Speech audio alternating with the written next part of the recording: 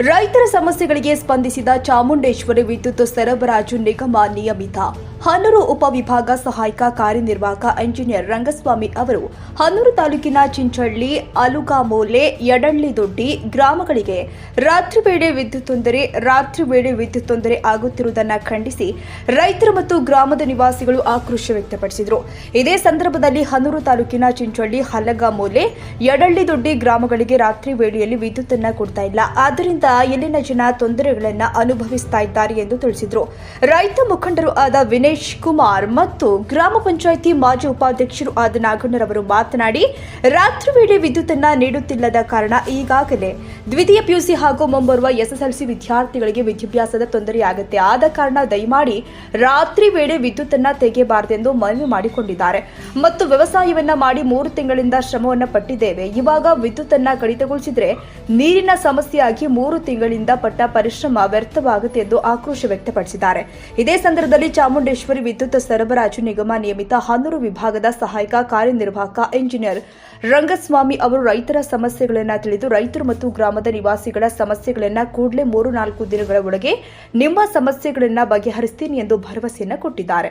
ಹಾಗೂ transformer overload ಆಗಿರುವುದನ್ನು ರೈತರಿಗೆ ಮತ್ತು ಗ್ರಾಮದ ನಿವಾಸಿಗಳಿಗೆ ತಿಳಿಸಿದರು. ಇದೇ ಸಂದರ್ಭದಲ್ಲಿ ಹನೂರು ಉಪವಿಭಾಗದ ಸಹಾಯಕ ಕಾರ್ಯನಿರ್ವಾಹಕ ಇಂಜಿನಿಯರ್ ರಂಗಸ್ವಾಮಿ ಅವರು, ಎಇ ಅವರು ಆಗಿರುವಂತಹ ಆನಂದ್ ಕುಮಾರ್, ರೈತ ಮುಖಂಡರು ಆದ ವಿನೇಶ್ ಕುಮಾರ್, ನಾಗಣ್ಣ, ಧನರಾಜ್ ಹಾಜರಿದ್ದರು.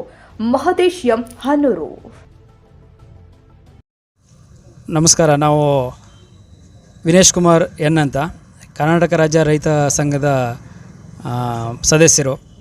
ನಮಗೆ ಈಗ ಹೆಚ್ಚು ಕಡಿಮೆ 1 ತಿಂಗಳಿಂದ ನೈಟ್ ಕರೆಂಟು ಸಂಪೂರ್ಣವಾಗಿಲ್ಲ. ಕಾಡಂಚಿನ ರೈತರು ಜಾಸ್ತಿ ನಮ್ಮ ಪ್ರದೇಶದಲ್ಲಿ ಇರ್ತಕ್ಕಂಥವ್ರು, ಕಾಡು ಪ್ರಾಣಿಗಳಿನ ಹಾವಳಿನೂ ಜಾಸ್ತಿ ಆಗ್ಬಿಟ್ಟೈತೆ.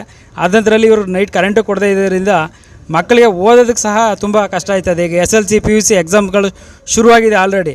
ಈ ಟೈಮಲ್ಲಿ ಇವರು ಕರೆಂಟು ಕಂಪ್ಲೀಟಾಗಿ ಆಫ್ ಮಾಡೋದ್ರಿಂದ ಮಕ್ಕಳು ಓದೋದಕ್ಕೆ ಮತ್ತು ಈ ಎಕ್ಸಾಮ್ಸ್ ಅಟೆಂಡ್ ಮಾಡೋದಕ್ಕೂ ಭಾಳ ಕಷ್ಟವಾಗ್ತಾಯಿದೆ.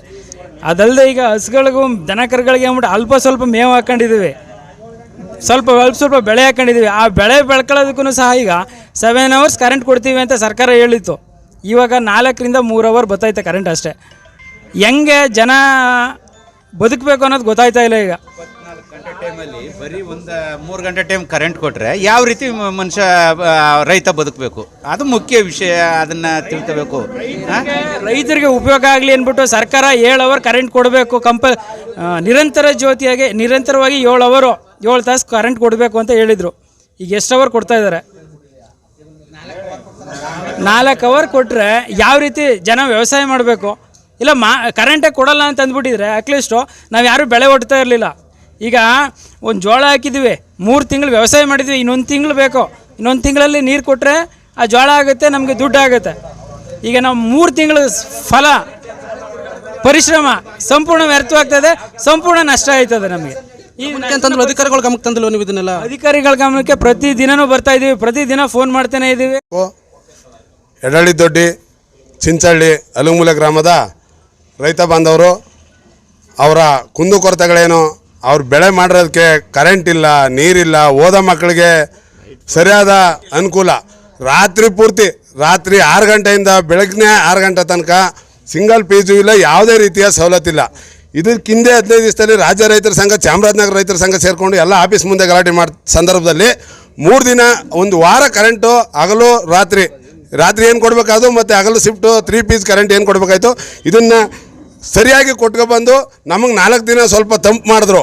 ಮತ್ತು ಈಗ 1 ವಾರ ಕಳೀತಾ ಬರ್ತಾಯಿದೆ ಅಥವಾ 10 ದಿನ ಕಳೀತಾ ಬರ್ತಾಯಿದೆ, ರಾತ್ರಿ ಕರೆಂಟ್ ಇಲ್ಲ. ಮತ್ತು ಹಗಲು ಶಿಫ್ಟು 7 ಗಂಟೆ ಟೈಮ್ ಏನು ಕೊಡಬೇಕು ಅದನ್ನು 2 ಗಂಟೆ ಟೈಮು, 3 ಗಂಟೆ ಟೈಮು, 4 ಗಂಟೆ ಟೈಮು ಹಿಂಗೆ ಕೊಡ್ತಾರೆ. ಅದೇನು ಇವ್ರಿಗೆ ಕಿತ್ಕೊಳ್ಳೋಕ್ಕೆ ಹಾಕೋಕ್ಕೆ ಟೈಮಿಂಗ್ಸ್ ಇದೆ, ಕಿತ್ಕೊಳ್ಳೋಕ್ಕೆ ಟೈಮಿಂಗ್ಸ್ ಇಲ್ಲ. ಮಿಸ್ ಆದಂಥ ಕರೆಂಟು ಎಷ್ಟು ಗಂಟೆ ಮಿಸ್ ಆಗುತ್ತೆ ಅದನ್ನ ಆಮೇಲೆ ಎಕ್ಸ್ಟ್ರಾ ಕರೆಂಟ್ಲಿ ಯಾಕೆ ಕೊಡಲ್ಲ ಇವರು?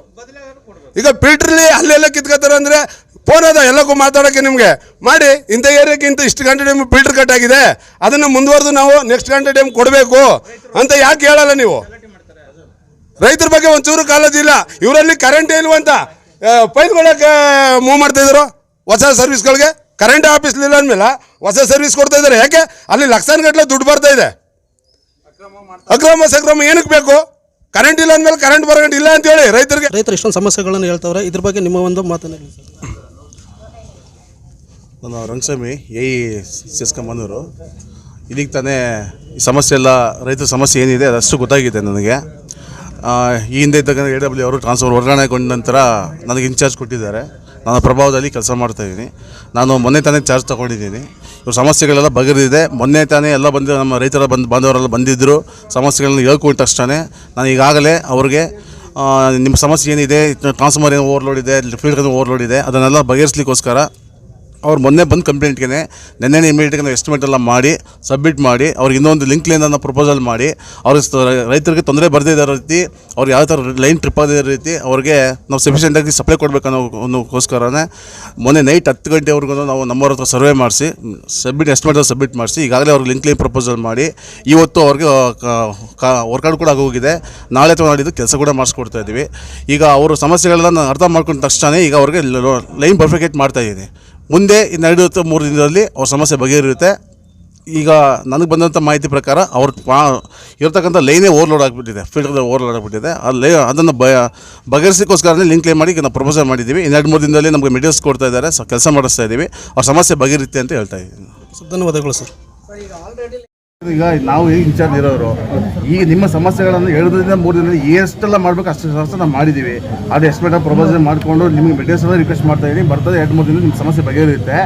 ಅಲ್ಲಿವರೆಗೂ ಏನು ಈ ಲೋಡ್ ಶೆಡ್ಡಿಂಗ್ 1 or 2 hour ಅದೇನಾಗುತ್ತೆ ಅದನ್ನ ಬಗ್ಗೆ ನಾವು ARF ಜೊತೆ ಡಿಸ್ಕಸ್ ಮಾಡ್ತೀವಿ, ಮಾತಾಡ್ತೀವಿ. ಈಗ ನೈಟ್ ಟೈಮ್ ನಿಮ್ಮ ಸಪ್ಲೈ ಸಮಸ್ಯೆ ಆಗೋದನ್ನು ಆ ಲಿಂಕ್ ಲೈನ್ ಆಗಿ ಸಮಸ್ಯೆ ಬಗೆಹರಿಸೋ ತನಕನವರು ಸ್ವಲ್ಪ ಬೇರೆ ವ್ಯವಸ್ಥೆ ಮಾಡಿಕೊಡ್ಲಿಕ್ಕೆ ನಾನು ಇವತ್ತು ಅಲ್ಲಿ ನಿಮಗೋಸ್ಕರ ವ್ಯವಸ್ಥೆ ಕೇಳಿ ನಮ್ಮ ಕಾರ್ಯಕ್ಕೆ ನಿಮಗೆ ನೋಡಿದ್ದೀರಾ. ನಮಗೆ ಸ್ವಲ್ಪ ಹಂಗೆ ಜೇತ ಸ್ವಲ್ಪ ಸಹಕಾರ ಕೊಟ್ಟರೆ ನಾವು ನಿಮ್ಗೆ ಉತ್ತಮ ಕೆಲಸ ಮಾಡ್ಬೋದು. ಪ್ರತಿ ದಿವಸ ಹಿಂಗೆಲ್ಲ ಮಾಡಬಹುದು. ನಮಗೆ ಅಲ್ಲಿ ಸ್ವಲ್ಪ ಇರಬೇಕು, ಅಲ್ಲಿ ಡೈರೆಕ್ಷನ್ ಮಾಡಬೇಕು ಅನ್ನೋ ಉದ್ದೇಶಕ್ಕೋಸ್ಕರ ಹೋಗ್ತಾ ಇದ್ದೀನಿ. ನಾಳೆ ಅಥವಾ ನಾಳೆ ಕೆಲಸ ಶುರು ಮಾಡ್ತಾರೆ. ಕೆಲಸ ಮಾಡಿ ನಿಮಗೆ ಲೈನ್ ಬೇಕಾಗಿ ಮಾಡಿ ಜಾಸ್ತಿ ಕೊಟ್ಟಾಗ ಆ ಕೆಲಸ ಬರೋದು ನಿಮಗೆ ಬರುತ್ತೆ. ನಿಮ್ಮ ಸಮಸ್ಯೆ 2 ದಿವಸ ನಾನು ಬಗೆಹರಿಸ್ಕೊಡ್ತೀನಿ. ಲೈಟ್ ಕರೆಂಟ್ ನಿನ್ನೆ ಏನೋ ಹಾಗೆ 7 hours ಕೊಡಬೇಕಾಗಿತ್ತು. ಈಗ ತುಂಬ ಬೇಸಿಗೆ ಆಗಿಬಿಟ್ಟಿದೆ. ಎಲ್ಲ ಕಡೆ ಏನಾಗಿದೆ ಪ್ರಾಬ್ಲಮ್ ಅಂತಂದರೆ ಟ್ರಾನ್ಸ್ಫಾರ್ಮರ್ ಓವರ್ಲೋಡ್ ಟ್ರಿಪ್ ಆಗ್ತಿದೆ. ಏರೋ ಫ್ಯಾಕ್ಟ್ರಿ ನಾನು ಅದೆಲ್ಲ ಇಲ್ಲಿ ಅದೆಲ್ಲ ಇಟ್ಕೊಳ್ಳಿ, ಆಫ್ ಮಾಡಿ ಇರ್ತೀನಿ. ಏರೋ ಫ್ಯಾಕ್ಟ್ರಿ ಆಗಿಬಿಡ್ತೀನಿ. ಟ್ರಾನ್ಸ್ಫಾರ್ಮರ್ ನೋಡಿ ಓವರ್ಲೋಡ್ ಟ್ರಿಪ್ ಆಗ್ತಿದೆ. ಈಗ ಅದನ್ನು ನಾವೇ ರಿಕ್ವೆಸ್ಟ್ ಮಾಡ್ಕೊಂಡಿದ್ದೀವಿ ಅಂತಂದರೆ ಅದಕ್ಕೋಸ್ಕರ ನೋಡಿ ಮೊನ್ನೆ MLA